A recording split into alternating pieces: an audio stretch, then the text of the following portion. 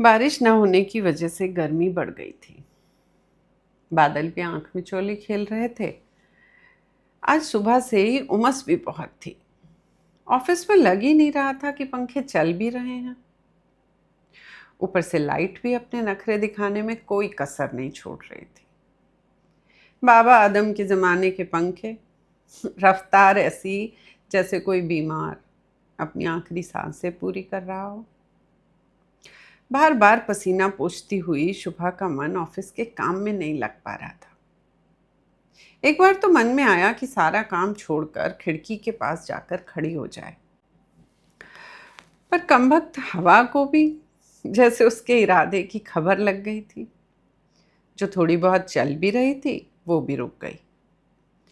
साड़ी के आंचल से शुभा ने चेहरे पर पंखा झलना शुरू किया ही था कि सामने बैठे अमित जी ने हल्का सा इशारा किया, तो वो अपने आसपास देखने लगी, पर कुछ समझ नहीं आया तो फिर से सामान्य हो गई। थोड़ी देर बाद अमित जी की तरफ उसकी दृष्टि गई और उन्होंने अपनी भ्रकुटी टेढ़ी कर कर आंख के इशारे से फिर उसकी ओर इंगित किया। तो उसने अचकचा कर स्वयं को देखा, पर सब कुछ सामान्य तक ही लग रहा था।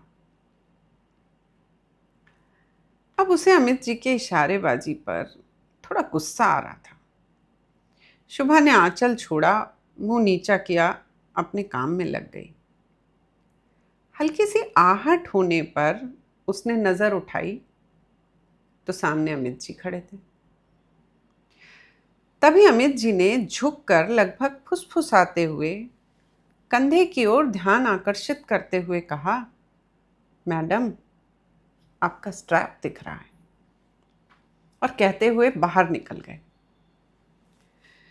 शुभा का चेहरा शर्म से लाल हो गया, पर फिर स्वयं को संयत करते हुए उसने विवेक से काम लिया और मन में सोचा, शुभा, अगर आज तू चुप रह गई तो समझ लेना कभी नजर मिला के काम नहीं कर पाएगी। अमित जी के आते ही शुभा ने बेझिझक होकर कहा, अमित जी, अमित जी, आपको मेरी स्ट्रैप से दिक्कत हो रही है? अब सक पकाने की बारी अमित जी की थी। वो होठों पर उंगली से चुप रहने का इशारा करने लगे, पर शुभा, वो तो जैसे सब कुछ भूलकर अपने कॉलेज के ज़माने की वाद विवाद की प्रतिभागी बन चुकी थी। सभी की निगाहें उस पर गड़ी थी। शुभा ने सहज होकर बोलना शुरू किया, अमित जी, जैसे आप शर्ट के बटन खोलकर बेफिक्री से गर्मी में बैठ जाते हैं ना, और आपकी वेस्ट आए दिन झांकती रहती है, वैसे ही ये हम महिलाओं का अधोवस्त्र है, जो आपने अपनी माँ, बहन, पत्नी और अन्य स्त्रियों को धारण करते हुए देखा होगा।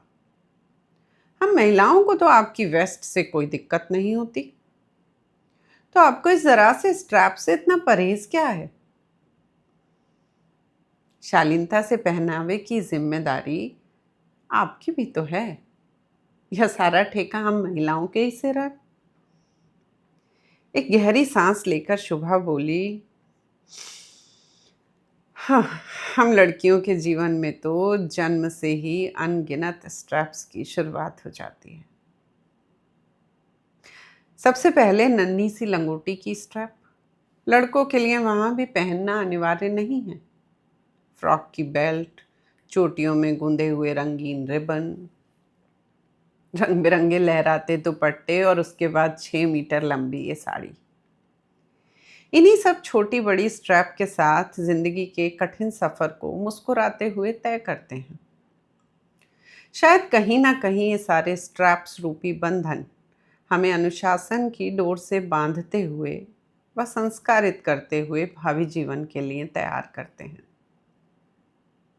हर पल ये एहसास रहता है कि हम मर्यादा की अदृश्य डोर से बंधे हुए हैं।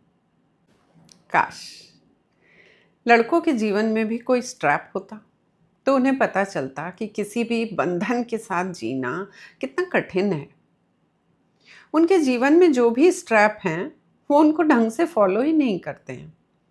छोटा सा उदाहरण है, जूते के फीते हमेशा लापरवाही से अधखुले ही रहते हैं, और मेरे ख्याल से ऐसा कोई स्ट्रैप नहीं है जिसे वो सुबह से लेकर अगले दिन तक निर्बाध रूप से धारण करते हों। पर महिलाओं के जीवन में न जाने कितने अदृश्य स्ट्रैप हैं जो उनके पैरों, हाथों, यहाँ तक कि दिमाग को भी जकड़े हुए हैं। आप एक छोटे से स्ट्रैप से घबरा गए अमित जी?